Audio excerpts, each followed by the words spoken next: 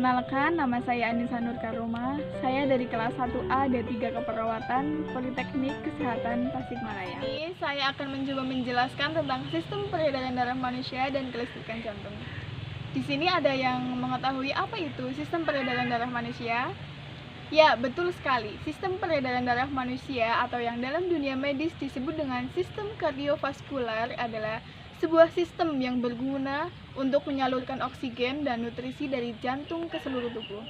Tidak hanya itu, sebagai penyalur, sistem ini juga berfungsi sebagai mengeluarkan zat dioksida dan sisa metabolisme tubuh melalui paru-paru, menyalurkan hormon dan suhu tubuh secara merata ke seluruh tubuh, serta mempertahankan sistem kinerja organ dan membantu tubuh untuk pulih.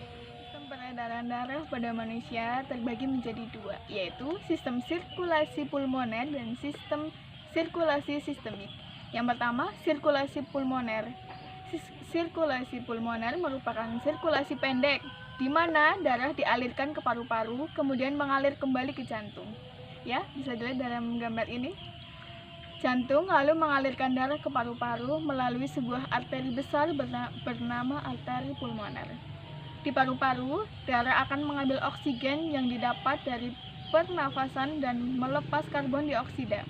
Darah yang sudah mengandung oksigen tersebut kemudian akan mengalir kembali ke jantung melalui pembuluh vena pulmoner. Yang kedua, ada sirkulasi sistemik, di mana darah yang mengalir ke jantung dari paru-paru sudah mengandung oksigen untuk kemudian dialirkan ke seluruh tubuh.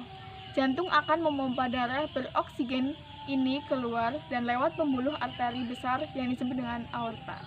Aorta merupakan pembuluh darah terbesar di tubuh yang bercabang-cabang.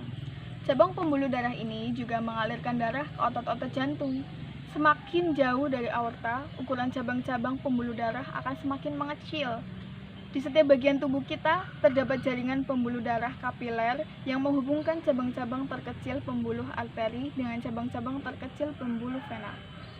Pembuluh kapiler memiliki dinding yang sangat tipis. Lewat dinding inilah oksigen dan nutrisi diantarkan ke sel-sel tubuh dan zat-zat sisa seperti karbon dioksida masuk ke darah. Lalu pembuluh kapiler akan mengalirkan darah lewat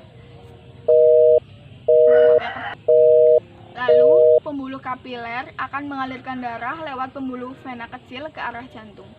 Semakin mendekati jantung, ukuran pembuluh vena semakin besar. Dua katup besar menuju jantung adalah vena cava superior di bagian atas jantung dan vena cava inferior di bagian bawah jantung. Setelah masuk kembali ke jantung, darah akan melewati sirkulasi pulmoner untuk mengambil oksigen dan membuang karbon dioksida di paru-paru. Kelistrikan jantung. Gambarnya, sistem konduksi listrik jantung mengirimkan sinyal yang biasanya dihasilkan oleh nodus SA untuk menyebabkan kontraksi otot jantung. Sinyal pacemaking yang dihasilkan oleh nodus SA berjalan melalui atrium dextra ke nodus AV sepanjang Boulder dan melalui cabang berkas untuk menyebabkan kontraksi otot jantung. Sinyal ini merangsang kontraksi pertama atrium kanan, atrium dextra, dan sinitra. Lalu, ventricle dextra dan sinitra. Proses ini memungkinkan darah dipompa ke seluruh tubuh. Kemudian, sinyal listrik yang timbul di nodus SA yang terletak di atrium dextra merangsang atrium untuk berkontraksi. Kemudian, sinyal berjalan ke simpul AV atau atrium ventrikuler yang terletak di spektrum interatrial. Setelah penundaan sinyal listrik yang menyimpang dan dialirkan melalui berkas sinitra dan dextra ke serabut Purkinje masing-masing di setiap sisi jantung, serta ke endokardium di puncak jantung. Lalu akhirnya ke epikardium ventrikel yang menyebabkan kontraksi.